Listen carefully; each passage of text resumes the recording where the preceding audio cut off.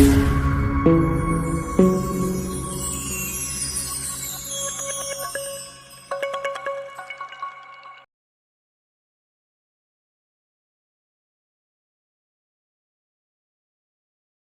परमात्मा की महती अनुकंपा से एक उत्तम शास्त्र के साथ हम अपने दिन का आरंभ करें,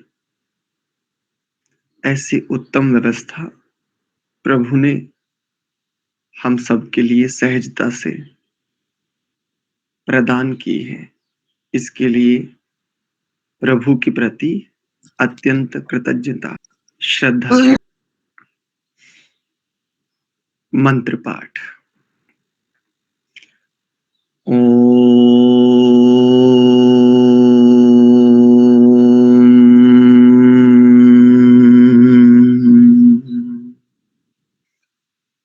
सहना भवतु सहनौ भुनक्तु सह वीर्यं करवावहै तेजस्विनावधीतमस्तु मा विद्विषावहै।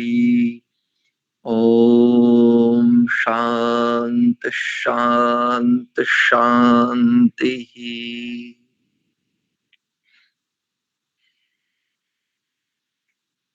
ओम आप सभी का पुनश्च हार्दिक स्वागत एवं अभिनंदन। संस्कार विधि स्वाध्याय की इस कक्षा में जिन सज्जनों ने अपना वीडियो ऑन किया हुआ है वो अपनी वीडियो बंद कर लेंगे। आपको ध्वनि और अधिक अच्छी आएगी।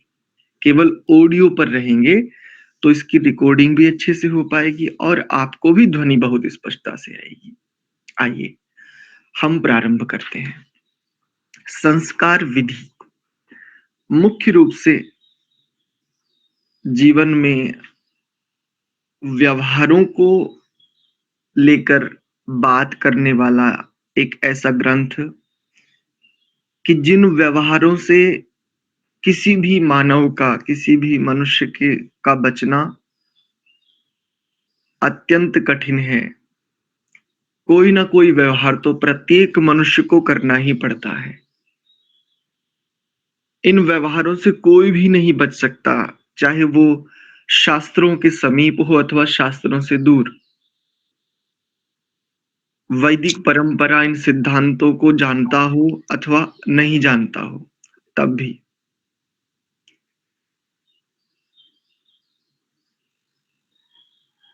इनका नाम है संस्कार।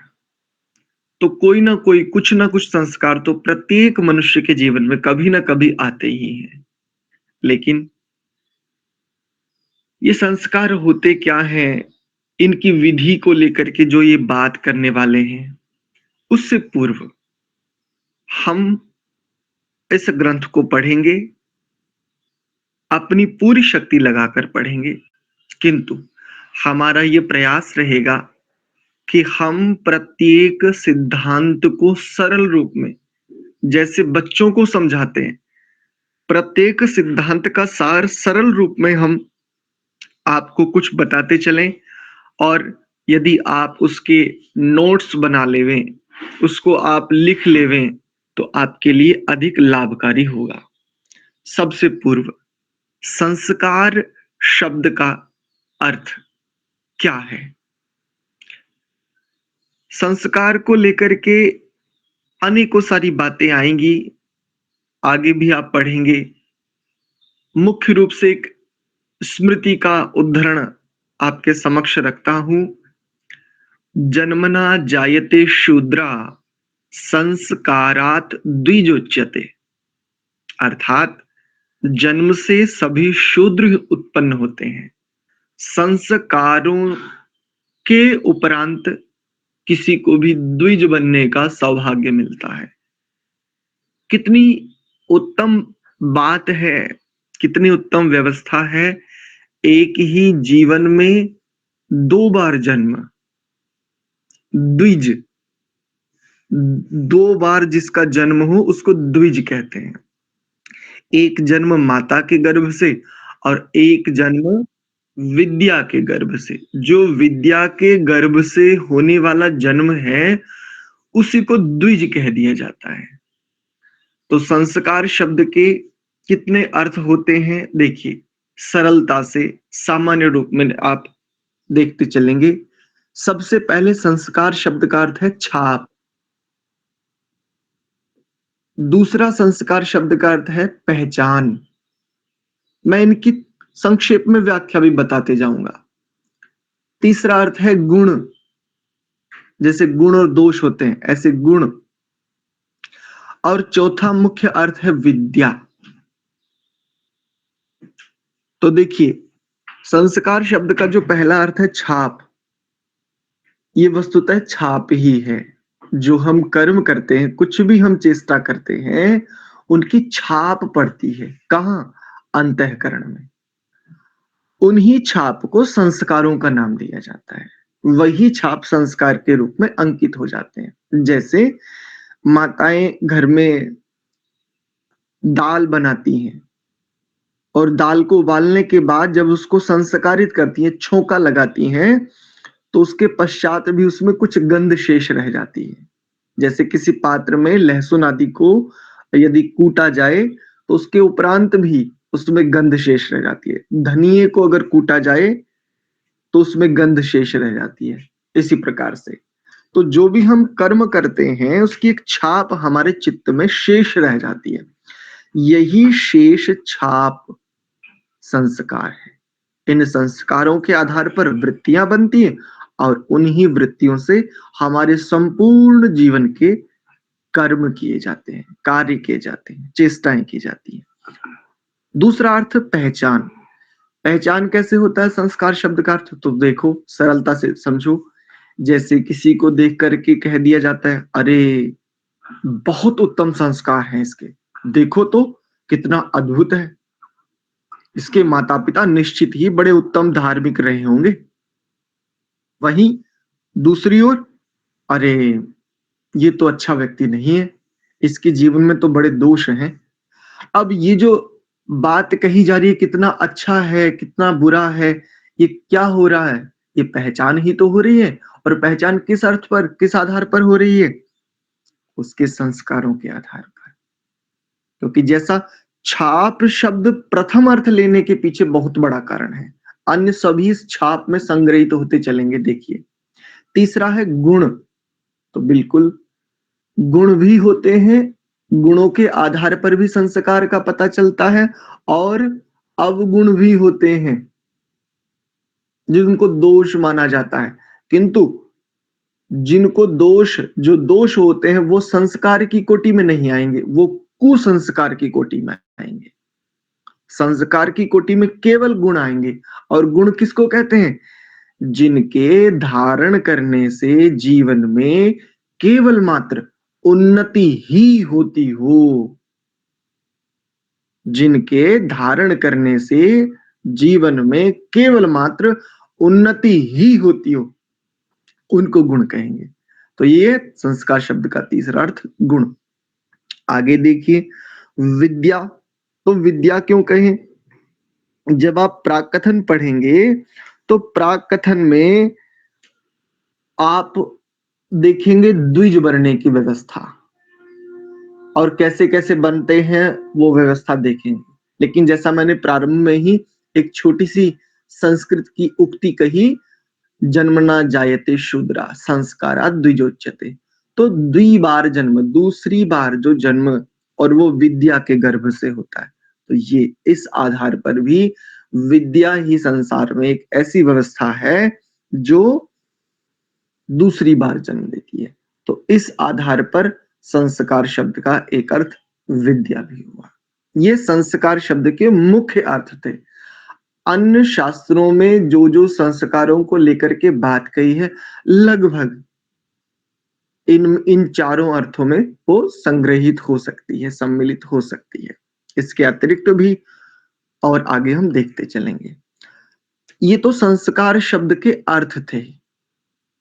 आइए संस्कार शब्द को भी देख लेते हैं। ये किन व्याकरण के आधार पर कैसे कैसे ये संस्कार शब्द बनता है। सम उपसर्ग पूर्वक डुक्रिय करणे धातु से यह संस्कार शब्द बनता है। सम उपसर्ग है इसमें, जिसका अर्थ ही होता है सम्यक प्रकार से किया जाने वाला, यानी जिसमें गुणवत्ता बहुत उत्तम हो, जिसमें मात्रा बहुत उत्तम हो, उसको कहेंगे सम्यक। यानी कंप्लीटनेस जिसमें हो, ऐसा जिसमें कोई कमी, कोई अधूरापन शेष ना रहे, उसको कहेंगे सम्यक। किया जाने वाला कर्म, ये मुख्य रूप से संस्कार शब्द का एक सामान्य अर्थ व्याकरण के आधार पर।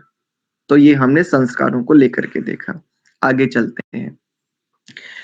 जब इस ग्रंथ को पढ़ाने के लिए थोड़ा स्वाध्याय कर रहे थे, तो तब गृह्य सूत्रों को देखना हुआ, और आपको जानकर आश्चर्य होगा, किसी भी गृह्य सूत्रों में ऐसी व्यवस्था नहीं है जैसी संस्कार विधि नामक इस ग्रंथ में। आप जानकर के वास्तव में चकित रह जाएंगे। आप किसी भी गृह्य सूत्र को देख करके एक संस्कार को, किसी एक भी संस्कार को नहीं करा पाएंगे। वहां पर सामान्य लोगों की बात कर रहा हूं, जो विद्वान है वो तो करा सकते हैं, लेकिन वहां ऐसी व्यवस्था है, अर्थात क्लिष्टता है, इतनी सरलता नहीं, इतनी सहजता नहीं जितनी संस्कार विधि में। और किसी भी गृह्य सूत्र में 16 संस्कार है ही नहीं, 12 से अधिक किसी में भी नहीं है। अपितु नारद संहिता भी प्राप्त होती, उसमें भी 12 संस्कार मिलते हैं, कहीं 10 मिलते हैं, कहीं 11 मिलते हैं, कहीं 12 मिलते हैं। यहां तक कि जो स्मृतियां उठाई गई, उन स्मृतियों में भी, मनुस्मृति में भी मात्र 14 संस्कारों का वर्णन मिलता है। लेकिन देखिए इनकी विद्वत्ता, सारे गृह्य सूत्रों और स्मृतियों का संकलन करते हुए अपनी मृत्यु से मात्र लगभग 2 माह पूर्व एक उच्च व्यक्तित्व कितना ऊंचा संकलन करता है, कि सभी का समायोजन करते हुए, सभी का संकलन करते हुए 16 संस्कारों की इतनी सरल व्यवस्था हमारे लिए समर्पित कर जाता है। सच में बहुत ऊंची योग्यता रही। मैंने थोड़ा सा पढ़ने का प्रयास किया, सच कह रहा हूं, मैं सच में आगे नहीं गति कर पाया, लेकिन ये उनकी कृपा है, ये उनका उपकार है, जिनके प्रति हम नतमस्तक हैं, और उनके इस परिश्रम को हम अवश्य ही सार्थक करने का पूरा यत्न करेंगे। एक और बात इसमें देखिए, एक कैसी बड़ी भारी चूक रही पूरे समाज से। 200 वर्ष, अभी पिछले दिनों, बीते दिनों हमने 200वां वर्ष मनाया, लेकिन 200 वर्षों में जितना भी ज्ञात पक्ष है, किसी गुरुकुल, किसी संस्था, किसी विद्यालय, किसी आचार्य, किसी भी व्यक्ति के द्वारा संस्कार विधि को आद्योपांत पढ़ाने की व्यवस्था किसी ने भी नहीं की। 200 वर्षों तक एक ग्रंथ की उपेक्षा, इतनी बड़ी भारी भूल कहें इसको, क्या कहें, क्यों?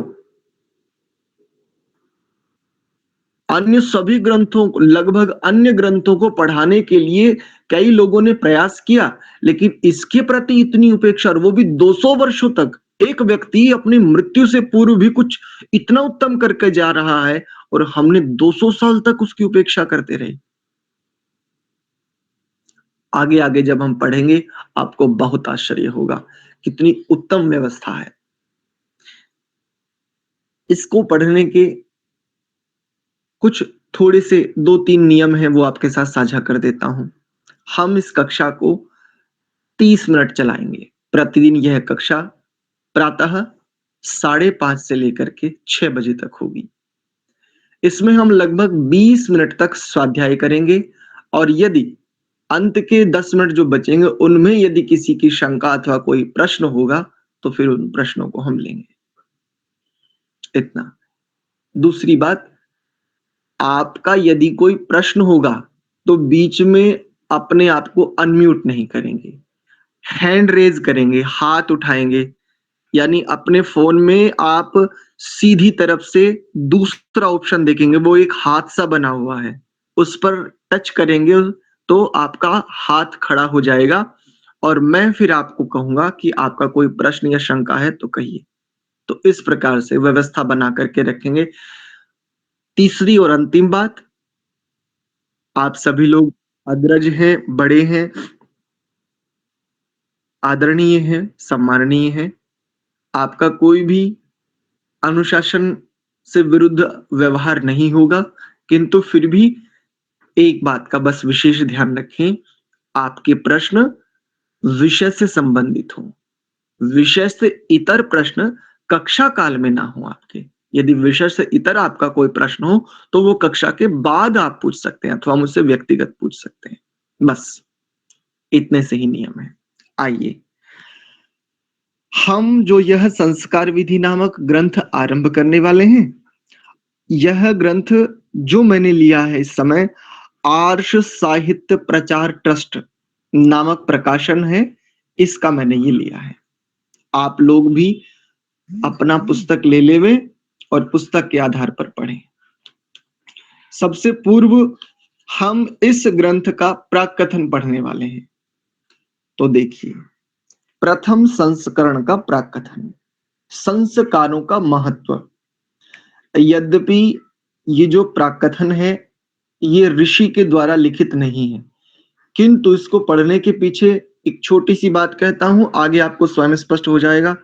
इस प्राक कथन को पढ़ने के बाद आपके भीतर इतनी योग्यता आ जाएगी कि आपकी दृष्टि में व्यापकता तो आएगी ही, अपितु जो अन्य हमारे विचारधाराएं हैं, जो अन्य हमारी व्यवस्थाएं हैं, जिसको हम हिंदू समाज कह देते हैं, उन लोगों के भी अनेकों ऐसे प्रश्न, अनेकों ऐसे आक्षेप आदि का आप सरलता सहजता से उत्तर दे सकते हैं, जिनको लेकर के वो कहते हैं कि नहीं देखो, आपके इन लोगों ने ऐसा किया, इसका ऐसा अर्थ होना चाहिए।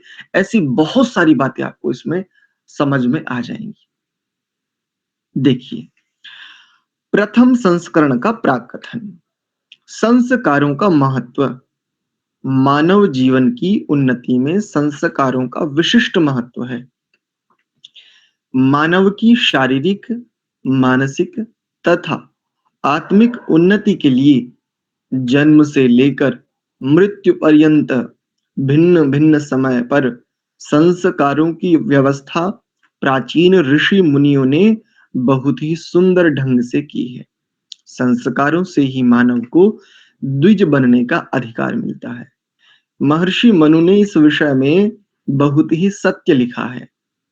श्लोक है क वैदिकैः कर्मभिः पुण्यैर्निषेकादिर्द्विजन्मनां कार्यः शरीर संस्कारः पावनः प्रेत्य चेह च।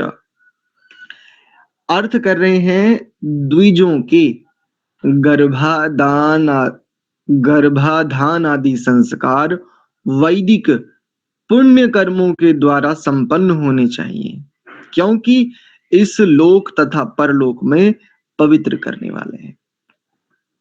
द्विजों के गर्भाधान से लेकर के जो अंतिम तक संस्कार हैं, वो कैसे होने चाहिए? वैदिक पुण्य कर्मों के द्वारा। अच्छा, एक बात और देखिए, यहाँ पर थोड़ा थोड़ा सा देखते चलेंगे। जो गर्भाधान संस्कार है, वो उस आत्मा के लिए है जो गर्भ में जिसका अवतरण होने वाला है, किंतु क्या उससे पूर्व कोई संस्कार नहीं है? क्या उससे पूर्व कोई कर्तव्य कर्म शेष नहीं है? निश्चित रूप से यह जो गर्भाधान रूपी संस्कार है, यहां से आरंभ कर रहे हैं, ये उस जीव के लिए है, उस चेतना के लिए जो गर्भ में अवतरित होगी। लेकिन जो गर्भाधान करता है, दोनों पति पत्नी, इन दोनों के जीवन की व्यवस्था तो देखो, आगे पढ़ेंगे वहां पर भी स्पष्टता होगी। ऋषि कहते हैं कि ऐसा करने से गर्भ संबंधी दोषों का निवारण होता है।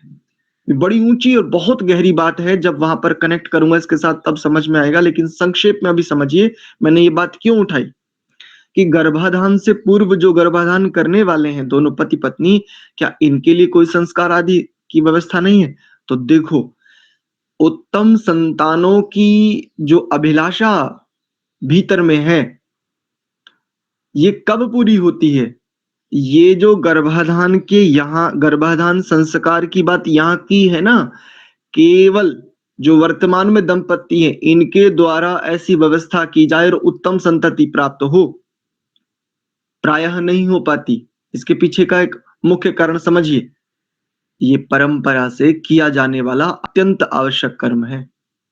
जैसे श्वास को आप नहीं छोड़ सकते, अपरिहार्य है, लेना ही पड़ेगा जीवन यदि जीना है। तो ठीक ऐसे ही यदि उत्तम संतान चाहिए तो पीढ़ी दर पीढ़ी हमें इस व्यवस्था का बिल्कुल ज्यों का त्यों अपने जीवन में आचरण करना ही होगा।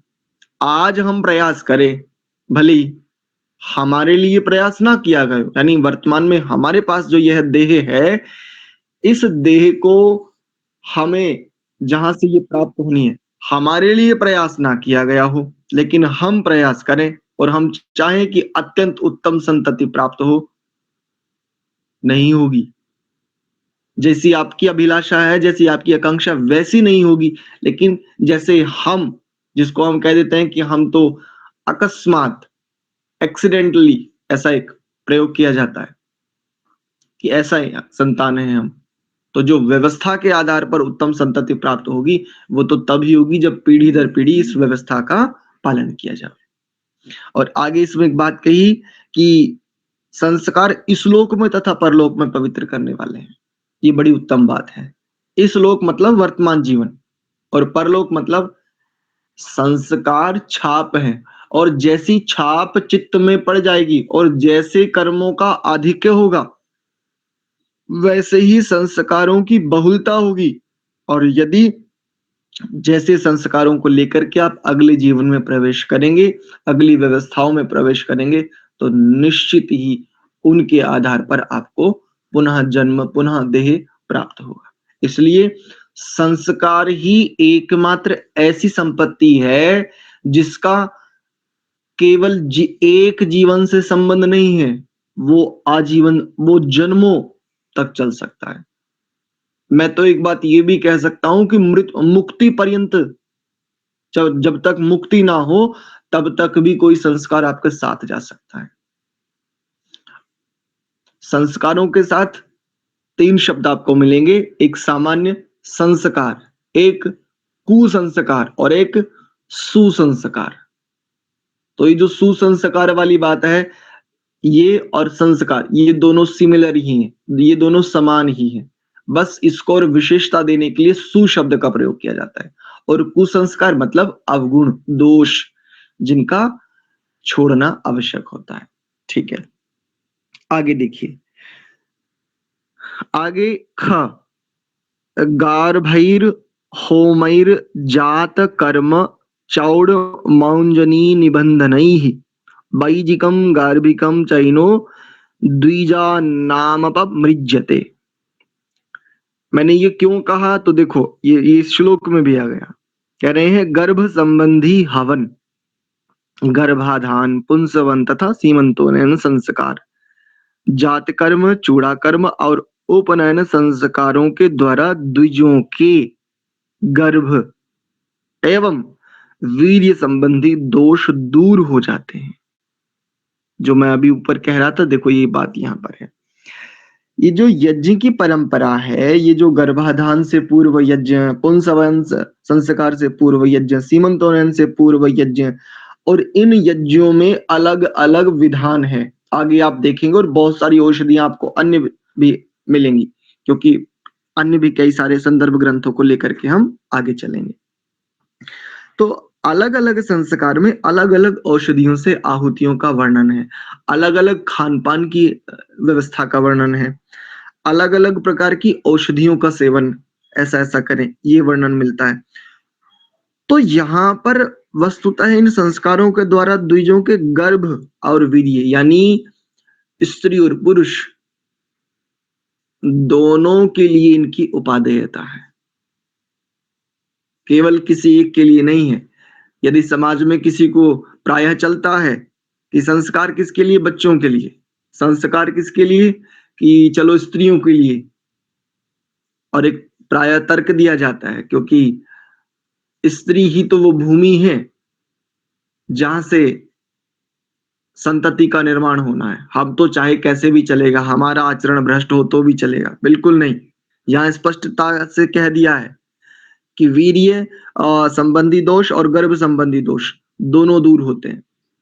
कोई कितना भी हष्ट पुष्ट हो, किसी का जीवन कितना भी उत्तम हो, लेकिन इन संस्कारों के उपरांत ही ये दोष दूर होते हैं, और ये दोष सभी में रहते हैं। ध्यान रखिए, ये दोष सभी में हो सकते हैं। कोई बिरला ऐसा हो कि जिसको कहेंगे जिसकी जेनेटिक संरचना माता पिता के आधार पर बहुत उत्तम हो। कोई बिरला ऐसा बच सकता है जिसका खान पान इत्यादि बहुत उत्तम प्रकार का हो, अन्यथा अधिकांश लोगों को इस प्रकार की समस्याएं होती ही हैं। तो इनके निवारण के लिए वस्तुतः ये औषधियां हैं, ये चिकित्सा है। तो यज्ञ को केवल यज्ञ मत रहने दो, ये ध्यान रखिए। यज्ञ को केवल यज्ञ मत रहने दीजिए, हवन तक मत रखिए, इसको चिकित्सा कहिए। संस्कार मतलब चिकित्सा। अब एक 5 बार से लिख लीजिए, संस्कार मतलब चिकित्सा। तो 3 मिनट और शेष हैं, आगे बढ़ूं इससे पूर्व हमने यहां तक देखा है। यदि किसी का कोई प्रश्न, कोई शंका है तो आप हाथ खड़ा कर सकते हैं, अन्यथा हम एक छोटा सा संदर्भ और ले लेंगे आगे। किसी का कोई प्रश्न है तो रखिए।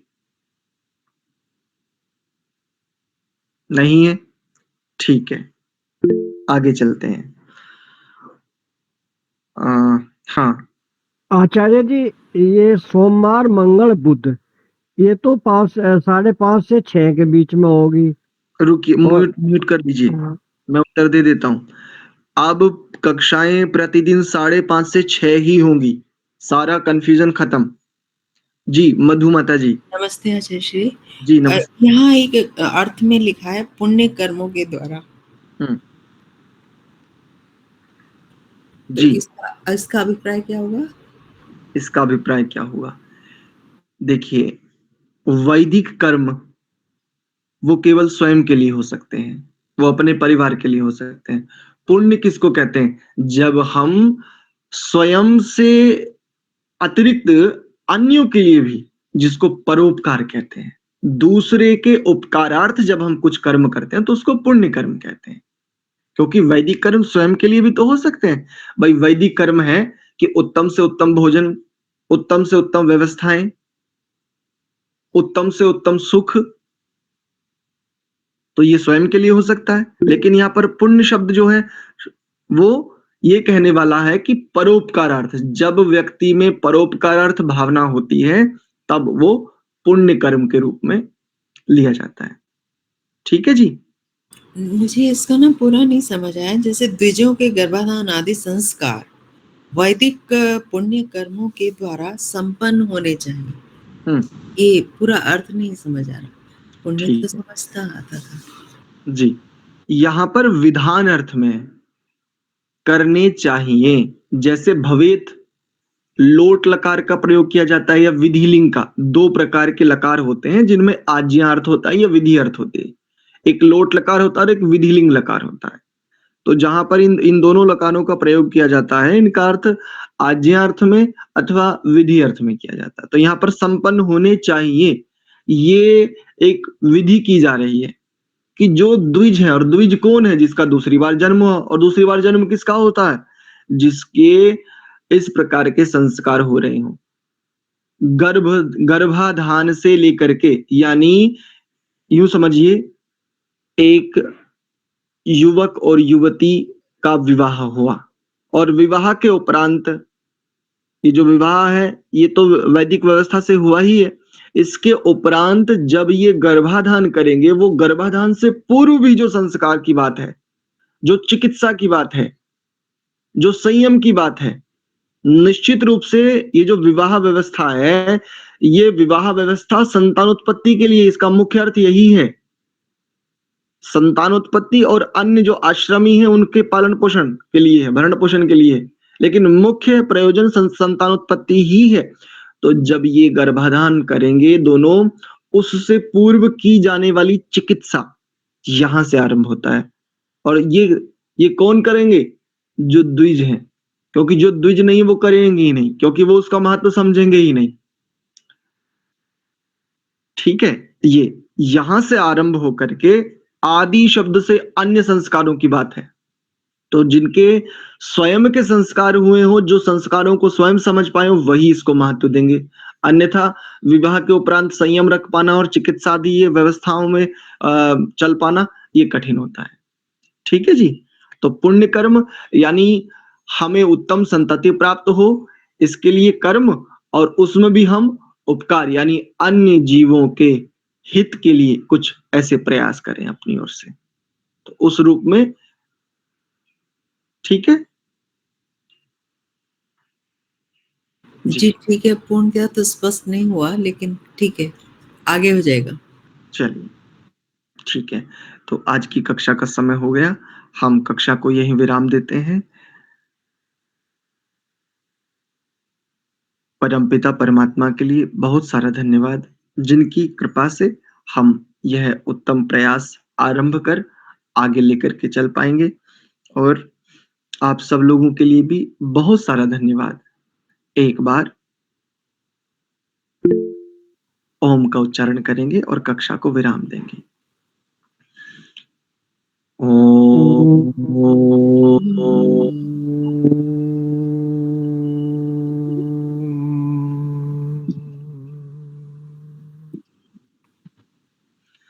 शांति शांति शांति। आप सभी को सादर नमस्ते। हाँ रवि, ओम नमस्ते गुरुजी। नमः। सर्वेभ्यो नमः। ठीक है, संस्कार से चिकित्सा और यज्ञ से चिकित्सा। जी देखो, चिकित्सा का मतलब होता है ट्रीटमेंट। जैसे मान लीजिए ज्वर आ जाए, तो ज्वर की चिकित्सा की जाती है ना, उसके निवारण के लिए उपवास रखा जाता है, यानी कई प्रकार की चिकित्साएं की जाती हैं। आयुर्वेदिक चिकित्सा की जाती है, होम्योपैथ से की जाती है, एलोपैथ से की जाती है, अन्य बहुत प्रकार से। तो चिकित्सा मतलब आने वाले रोग का निवारण, होने वाली अव्यवस्था से निवृत्ति, इसको कहते हैं चिकित्सा।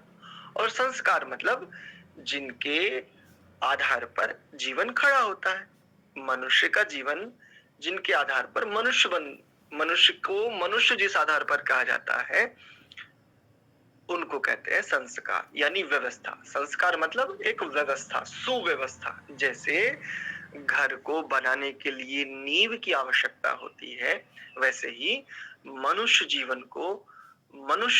जीवन बनाने के लिए संस्कार रूपी आधार की आवश्यकता होती है। बस ये सामान्य अर्थ है। ठीक है जी। यज्ञ क्या कह रहे हैं? यज्ञ के साथ चिकित्सा। हाँ, यज्ञ के साथ। तो यज्ञ एक ऐसा कर्म है जिसमें केवल हमें लाभ नहीं होता। यज्ञ एकमात्र ऐसा है, अग्निर्वै देवो मुखम, शतपथ ब्राह्मण का एक वचन है, कहते हैं अग्नि समस्त देवों का मुख है। और देव किसको कहते हैं?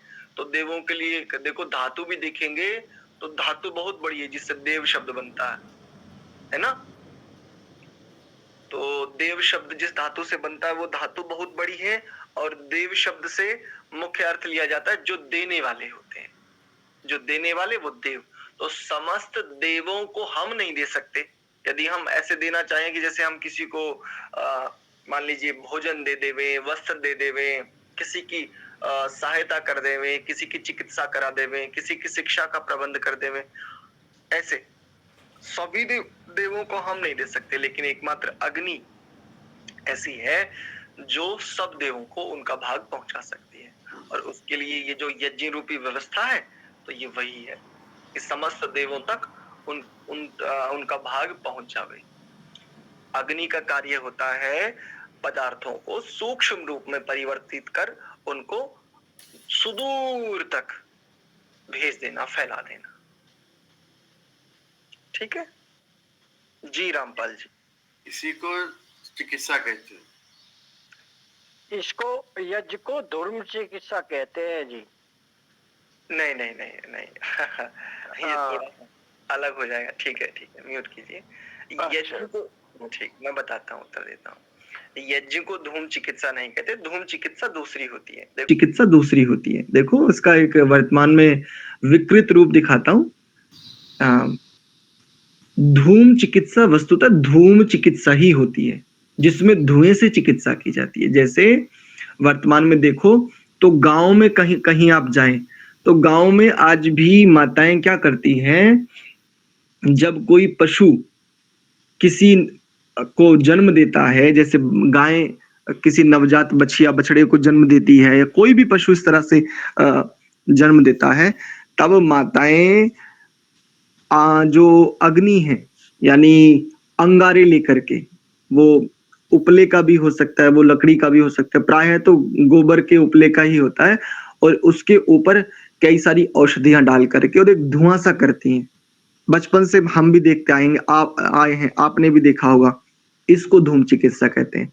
वर्तमान में जो ये बीड़ी है, ये जो सिगरेट है, ये है धूम चिकित्सा। ये इतनी विकृत हो गई। और ये जो आपके समाज में हुक्का प्रचलित है, ये हुक्का धूम चिकित्सा की सर्वोत्तम प्रणाली है। जो आयुर्वेद ग्रंथ हैं सुश्रुत और चरक, और इससे भी इतर जो अन्य संदर्भ ग्रंथ उपस्थित होते हैं, धूम चिकित्सा की सर्वोत्तम प्रणाली हुक्का है। लेकिन आज किसी से पूछो ये हुक्का क्यों पीते हो, तो हुक्के में नशे वाला तंबाकू डाल करके पीते हैं।